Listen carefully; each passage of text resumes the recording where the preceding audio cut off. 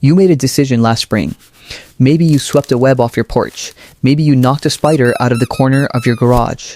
Maybe you let someone in your house kill every single one they found. Seemed reasonable. They are unsettling to look at. Nobody wants them around. But here's what started happening in your garden the moment the last one was gone. The aphids found your roses first. Then the caterpillars found your tomatoes. Then the flies multiplied faster than anything you could spray. And the thing is, you probably blamed the weather, or the soil, or bad luck. You never once connected it to the decision you made in spring. Today, we are going to fix that. Because what spiders actually do in your garden is so far beyond what most people assume that Norman Platnick, one of the world's leading spider researchers at the American Museum of Natural History, said it out loud in a scientific paper: if spiders disappeared, we would face famine. Not gardens would struggle. Famine, that word from a scientist who spent his career studying them. So let us talk about what is actually happening right now in the corners and webs and dark spaces of your garden. And why the day you stop removing them is the day everything changes. Here is the number that most people never hear. Every year, all the spiders on Earth combined eat somewhere between 400 and 800 million tons of insects. 400 to 800 million tons per year.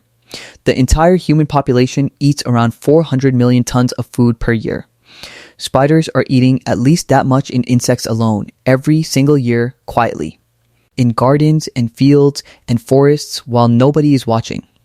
And here is what that means for your garden specifically. Every aphid colony that would have exploded on your roses had a spider watching it. Every moth that would have laid eggs on your cabbage had a spider patrolling that corner at night. Every fungus gnat flying out of your soil had something waiting for it. Remove the spiders and all of that stops. The insects do not disappear with them. They stay. They multiply. And with nothing to keep the numbers down, what was a small problem becomes something you cannot spray fast enough to control.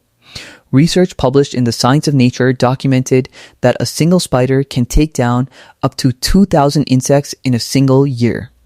2,000 from one spider. Now count how many spiders you have in your garden on a normal summer evening.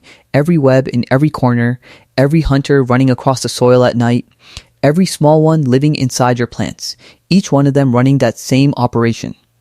That is why the garden with spiders does not have a pest problem. Not because it is lucky, because something is already handling it before you even notice. There is one more thing about spiders that almost nobody thinks about, and it changes how you look at the ones in your house too.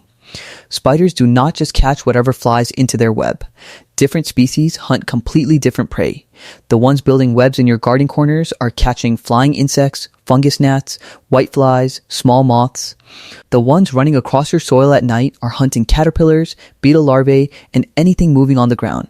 The ones living inside your plants are taking out aphids and mites directly at the source.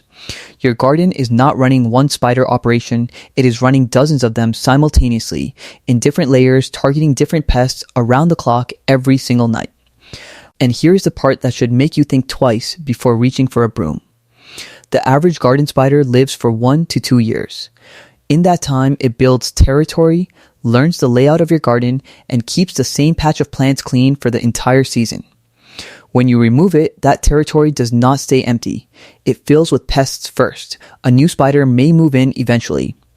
But the pest population that built up in the gap does not reset automatically. So what do you actually do with this? Leave the webs in the corners of your porch and garage.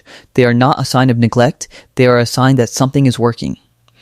If you find a spider inside your house, move it outside instead of killing it. It will find a corner and start immediately. Stop broad spectrum spraying across your whole garden. Every pesticide that kills a pest also kills the predator that was already handling that pest for free. And next time you walk past a web in your garden and feel the instinct to sweep it away, stop for 1 second. Something built that overnight. Something is already in there doing the job you were about to reach for a chemical to do. Leave it there.